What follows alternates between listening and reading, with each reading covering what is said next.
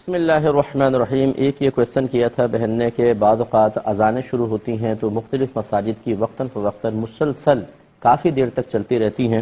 اب اگر کسی نے واش روم جانا ہے، کوئی دنیاوی کام کرنا ہے، تو جیسے کہا جاتا ہے کہ اذان ہو رہی ہو تو واش روم نہ جائیں، اذان کی طرف متوجہ رہیں، دنیاوی کام نہ کریں، تو کب تک یہ قیودات ہیں؟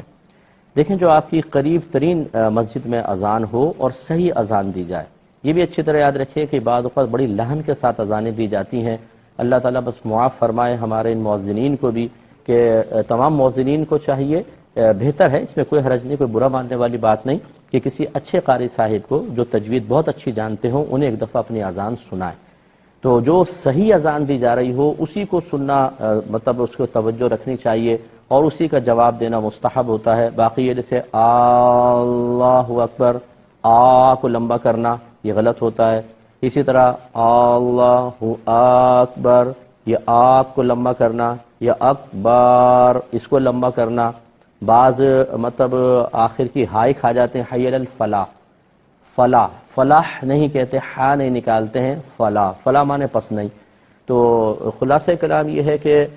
اس طرح کی جو غلط اذانیں ہیں ان پہ تو توجہ نہ کریں۔ اگر صحیح کوئی خوش الحانی کے ساتھ اور صحیح تجوید کے ساتھ اذان دے رہا ہے تو جو قریب ترین مسجد کی اذان ہے بس اسی کا ادب اور احترام آپ کر لیں، اس کے بعد چاہے